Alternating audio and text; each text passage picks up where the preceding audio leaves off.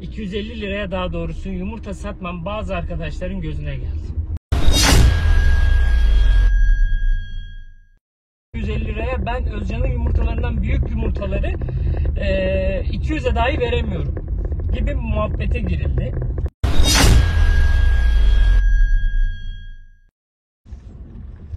Ben amcaya dedim ki hani madem 1 milyar ben kira veriyorum, gel sana bir 1000 daha vereyim 2000 kağıda. Bu işi bitirelim dedim. Yok yeğenim dedi. Ben işte benim düşündüğüm en son rakam oraya 7,5 dedi. Ya bir anda ben de sinirlendim şimdi. Sana bu aklı verenler gelsin şimdi boş duran ahırına versin 7,5 milyar. Bu işe girmem. Bakın açık konuşuyorum. Sıfırdan girip bu işe girmem. Giderim devletin resmi mecralarına başvurularımı yapar. Bir tane şahıs şirketi açarım. 10-15 liraya açılır. Evet. Hepinize öncelikle merhabalar. Klimamızı açalım. Şuradan da bir çıkalım. Şimdi direkt konuya geleceğim ben. Öncelikle şunu belirtmek istiyorum. Beni bugüne kadar desteklediğiniz için, iyi kötü arkamda durduğunuz için hepinize ayrı ayrı teşekkür ederim. Şimdi niye böyle diyorum veya niye videoya bu şekilde başladım derseniz ben tavuk işini bıraktım. Nasıl oldu? Aslında bir nebze de iyi oldu açık konuşmak gerekirse. Şimdi tavuk işini bıraktık ama boş duracak mıyız? Boş durmayı düşünmüyorum. Boş durma taraftarı olan bir insan da değilim açıkçası. Şimdi sürekli şimdi demek istemiyorum ama bu kanalda beni bu ana kadar desteklediğiniz için ayrı ayrı teşekkür ederim. Ne kadar teşekkür etsem de az açıkçası. Açık konuşmak gerekirse de. Onun dışında şöyle bir sıkıntı var. Yumurtaya gelen indirimlerden sonra ne hikmetse, bakın tekrar söylüyorum. Ben 800'e aldığım yem çuvalını arkadaşlar bir anda 900 etti. Yani yumurta fiyatı 130-120'lerdeyken ben 250 liraya daha doğrusu yumurta satmam bazı arkadaşların gözüne geldi. Şimdi şey diye düşünebilirsiniz. Abi işte markette 130-140 lirayken sen nasıl 250'ye verdin? Ben birazcık nasıl anlatayım size? Ne denir? Doğru cümleyi bulmaya çalışıyorum açıkçası. Ağzı laf yapan bir insanım. Yani şu malı alıp da satamazsın diyenler, kendimi övmek istemiyorum ama halt yemiş diyebilirim açıkçası. İstanbul'da doğup büyüyorsun vesaire derken olay buralara kadar geldi. Böyle bir işin içine girdik. Yaklaşık 200-250 tane tavukla bu işin içine girdik. Velhasıl kelam arkadaşlar işte benim yumurtayı bu fiyata satmamı kendilerine yediremediler. Yediremedikleri için şimdi şöyle düşünmek gerekiyor. Tabi onlara da hak veriyorum. Yani benden daha küçük yumurtaları var. Benden daha iyi yumurtaları olan arkadaşlar var. Ama bu fiyatları satamıyorlar. Şimdi satamadıkları zaman insan ister istemez içgüdüsel olarak bir beklenime giriyor. Bir izlenime giriyor. Bu nasıl bir izlenim olur? Ya işte Özcan satıyor 250 liraya. Ben Özcan'ın yumurtalarından büyük yumurtaları 200'e dahi veremiyorum gibi muhabbete girildi bulunduğum ortamda. Ben her zaman söyledim, aynıydı. Yani ben 250 liraya veriyorum ama ben hiçbir zaman şunu yapmadım. İşte senin hakkın bu. Veya işte sana bu seferlik küçük geldi, bir dahakine büyük gelecek tarzında bir cümle kullanmadım açık konuşmak gerekirse. 800 aldığım yem çuvalı 850 oldu. Sonra bir anda yem çuvalı 600'e düştü. 600'den sonra zaten dananın kuyruğu koptu. Yani 600'e düştü dedim, ben dedim 4-5 çuval alayım, stoklayayım kendime, yani stoklu çalışalım dedim. Tamam, çok iyi. Lan biz stoklu çalıştık. O esnada arsa sahibi geldi. Buyur abi. Ya işte Özcan, şu işi bir konuşalım. Ne konuşacağız abi? İşte sen yumurtadan çok güzel paralar kazanıyormuşsun. Ya abi tamam kazanıyoruz ama senin düşündüğün gibi veya sana söylenilen kadar bir rakam yok bende. Söylüyorum amcaya, yok. Absürt olan şey şu: benden 9.000 yer kirası istedi. Yani Diğer videolara bakarsanız ne demek istediğimi anlarsınız.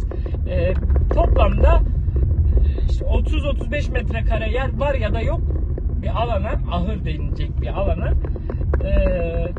8,5-9 milyar benden kira istedi. Dedim ki bak amca, yani bak açık konuşayım yine size. Belki izliyordur buradan. Hiç önemli değil benim için. Neyse onu söylüyorum veya oradaki o ortamda konuşulan cümleleri söylüyorum açıkçası. Diyorum ki amcaya, amca diyorum bak ben buradan çıkarsam eğer sen bunu kiraya veremeyeceksin. Ben yine insaflı davrandım. Dedim ki hani ben 1 milyar diye konuştuk biz. Bir saniye, kamera eğildi. Biz 1 milyar diye konuşmuştuk. Yani 1000 lira olarak konuşmuştuk oranın kirasını. Madem hani paraya sıkışıklığım var, dini bu olaya karıştırmayacağım ama arkadaş Umre'ye hacca gittikten sonra bu kıvama geldi. Normalde yani adamın parayla pulla alakası hiç yok. Neyse dedim hani sen 300-400 dediğimiz yumurtalar kaç bin tane, kaç bin değil de aslında kaç adet kole ediyor. Yani bunu da düşünmek gerekiyor.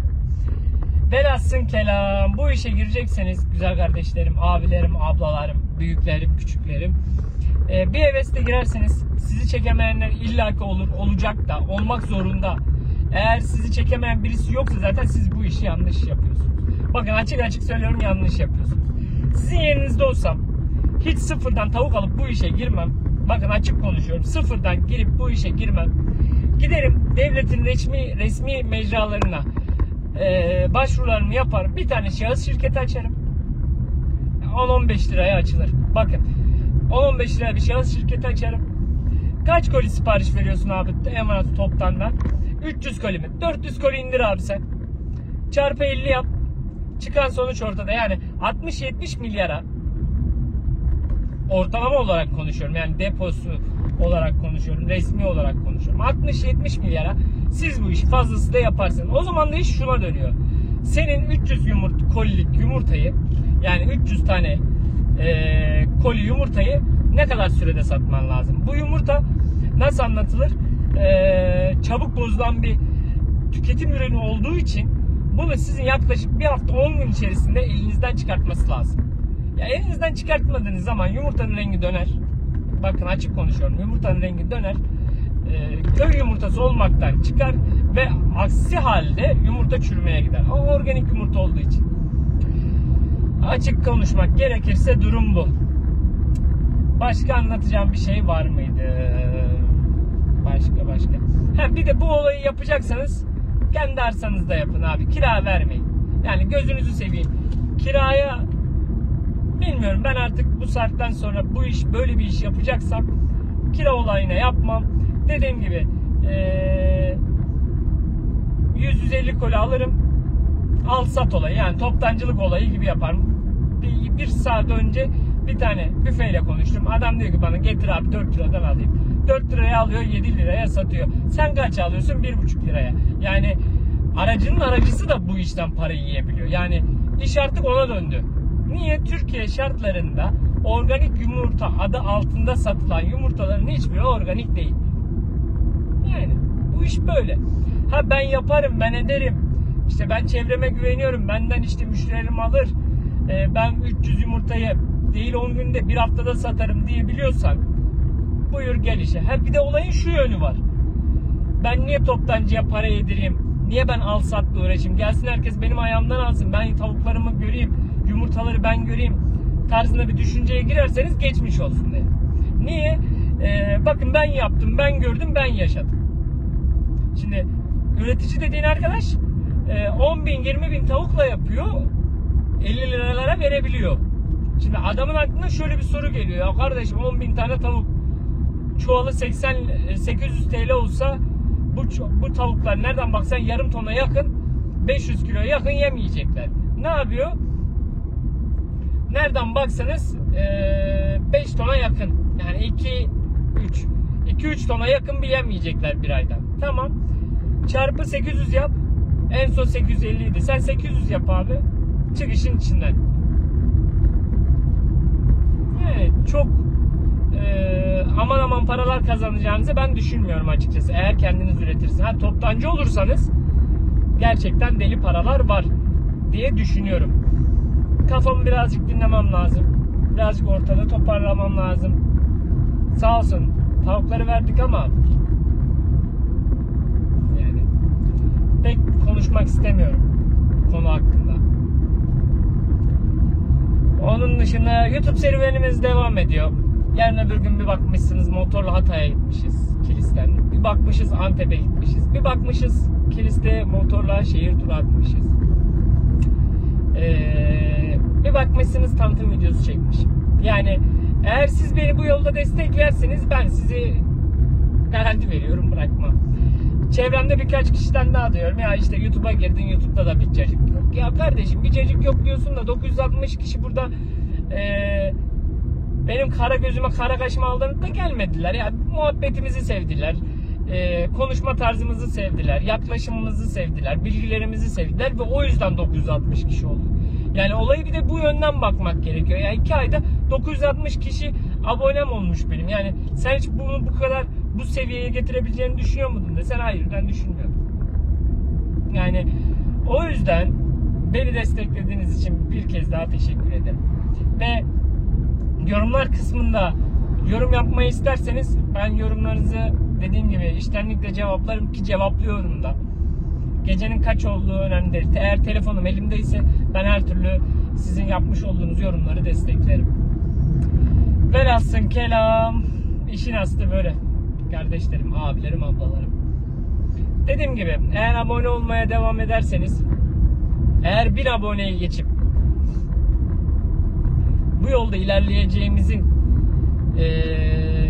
sinyalini alırsam diyeyim daha doğrusu, farklı işler, farklı sektörler, farklı adımlar, farklı yürüyüşler, farklı koşmalarla sizlerin karşısında olacağımı garantisini veriyorum. Ama dediğim gibi kafamı dinlemem lazım. Kafam çok fazla dalgın. Biliyorsunuz ki bu tavukçuluk işi bende ek iş olarak. Yani bunu da bilmenizi istiyorum. Yani güzel paralar kazandık mı? Çok şükür kazandık. Battık mı? Batmadık. Tavukları belki birazcık zararına vermiş olabiliriz. Olsun, ona da yapacak bir şey yok. Ben her zaman şey diyorum yani o kilo tavukları satmaktansa birazcık içim burkulur ama hayırlısı dersin çıkarsın da. Hayırlısı buymuş abi, yapacak bir şey yok. Ne olduk? Dersi almış olduk. Aldığımız ders ne? Bundan sonra bir daha böyle bir işe girersen kiralık bir ahırla girmeyeceğinin garantisini sağ olsun amcamız bize vermiş oldu. İyi mi oldu? Bir yandan iyi oldu. İnsanların gerçek yüzünü gelmişiz 30 yaşımıza ama görememişiz. Ne yapalım? Ya hayırlısı buymuş yani, ne yapabiliriz? Dünyanın sonu değil ki. Ben para kazanmak istedikten sonra bakın ben size 2-3 ay diyorum ya, belki o kadar da sürmeyecek. Yani belki motor vloglarımız daha çok sevilecek. Yani bunu da düşünmek gerekiyor. Mesela Kilis'te oturuyorum ben şu anda. Kilis'te o kadar çok absürt olaylarla karşılaşıyorum ki motorla. Çarşıda, meydanda, merkezde. Yeri geliyor mesela işte o zaman kas kameram yoktu. Hatay'a gittik. Belen tarafına gittik. Kabakdüzü müydü? Bir yayla ismi var. Oraya gittik. Yani motorumun markası da Hero. Hero o motorda böyle bir tanıtım video çekemez. Yani gittiğimiz yol komple mıcırlı. Ya öyle söyleyeyim ya. Bata çıka. Yani şu anda beni böyle görüyorsunuz ya. O esnada emin ol karşımda olsaydınız beni tanıyamazdınız. Niye? Komple toz, toprak. Ya normal araba yoktu ya. İnsan yoktu. İnsan başımıza bir şey gelse Allah korusun ne oldu size diyebilecek bir insan yoktu yanımızda. Güzel de eğlendik. Beni bu yolda desteklemeyi unutmayın. Tek ricam bu. Ve unutmadan videolara bakıyorum. Atlayarak izliyorsunuz. Lütfen uzun izleyin de şu 4000 saati de bir dolduralım hayırlısıyla. Şu yapamazsın edemezsin diyenlere inat. Tavuk işini yaptık. Ben yaptım. Ben ettim. Ben becerdim. Ben de bitirdim. Yani bu kadar kolay. Eminim şu anda şu videoyu izleyip de arkadan gülenler vardır. Ben de size gülüyorum. Niye diyecek olursanız, kardeşim sen o büyük yumurtalarını 200'e veremezken ben o orta boy yumurtaları bile, S boy yumurtaları bile ben 200'e veriyordum, 250'ye veriyordum. Bunu da düşünmek gerekiyor. Sen 500 tane yumurta bakarken, tavuk bakarken ben 200 tavukla asgari ücretin fazlasını kazanıyordum. Sen onu da yapamıyordun. Yani bunlar da aklına gelsin bence. Hani Özcan bitirdi, Özcan batırdı tarzında düşünceleriniz geçiyorsa arkasından ben de bunları söylerim size. Yani bilmiyorum. Neyse, herkes kalbinin ekmeğini yesin diyorum. Uzun zamandan beri bu videoyu çekmeyi düşünüyorum ama işte kendimi toparlamam lazım. Çünkü acayip bir kısır döngünün içine girdim açıkçası. Zor oldu ama oldu ya. Gerçekten. En azından kendimi sınamış oldum. Kendimi tanımış oldum.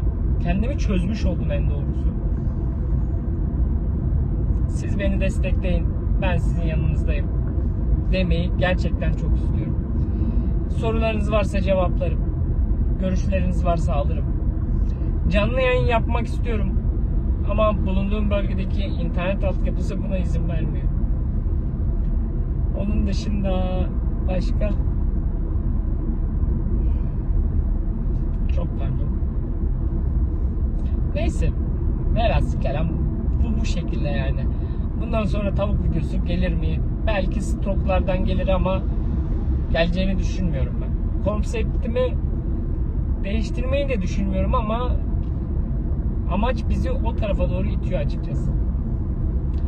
Dediğim gibi motovlog videoları gelir, tanıtım videoları gelir, gezi gelir. Yeme içme de gelebilir belki. Yeme içmeyi severim. Onun gibi. Takipte kalın, abone olun. Bildirimleri açın. Sorularınız varsa sorun. Öneriniz varsa alırım. Videoları atlamadan izleyin ki şu 4000 saati bir dolduralım. Onun dışında söylemek istediğim başka da bir şey yok aslında. O zaman yeni bir içerikte daha görüşünceye dek hoşça kalın. Kendinize iyi bakın. Bizi desteklemeyi unutmayın diyorum. Hoşça kalın.